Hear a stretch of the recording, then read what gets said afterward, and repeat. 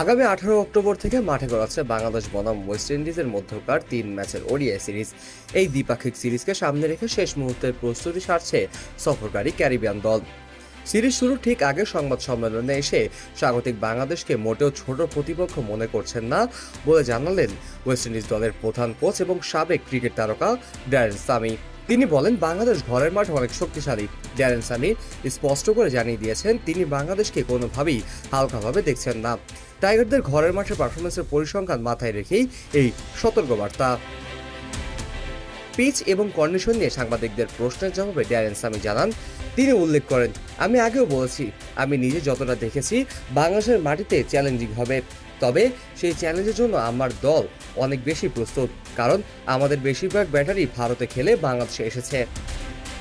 Walton AC exchange অফারে এখন যে কোনো ব্র্যান্ডের পুরাতন এসি বদলে নতুন ওয়ালটন এসিতে উপভোগ করুন 25% ছাড়। Walton air conditioner, comfort without compromise. ভারতের কন্ডিশনের সঙ্গে বাংলাদেশের কন্ডিশনে অনেকটা মিল থাকায় তার দলের ব্যাটাররা মানিয়ে নিতে সুবিধা হবে বলেই মনে করেন ড্যারেন সামি। তবে উইকেটের চিত্র নিয়ে কিছুটা কৌতূহল এবং সংশয় প্রকাশ করেছেন তিনি।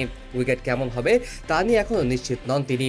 এই প্রসঙ্গে সামি বলেন, দেখুন, অধিনায়ক এখনও উইকেট দেখেনি, কিন্তু আমি দেখেছি। আমি নিশ্চিত নই এটা রেপ্লিকেট করতে পারবো কিনা, আমরা আগে এমন কিছু দেখিনি। তার এই মন্তব্য থেকে অনুমান করা যায় যে পিচ হয়তো তুলনামূলক অপ্রত্যাশিত বা ভিন্নধর্মী হতে চলেছে।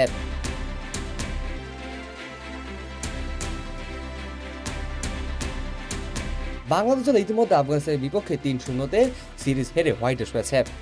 বাংলাদেশের এখন শক্তি সঞ্চয়ের একমাত্র উৎস ওয়েস্ট ইন্ডিজ সিরিজ। বাংলাদেশ কি পারবে ওয়েস্ট ইন্ডিজের বিপক্ষে তাদের মনোবল ফিরিয়ে আনতে? বাংলাদেশ বনাম ওয়েস্ট ইন্ডিজের মধ্যকার 3 ম্যাচের ওডিআই সিরিজ শুরু হচ্ছে 18 অক্টোবর দুপুর 1:30 থেকে।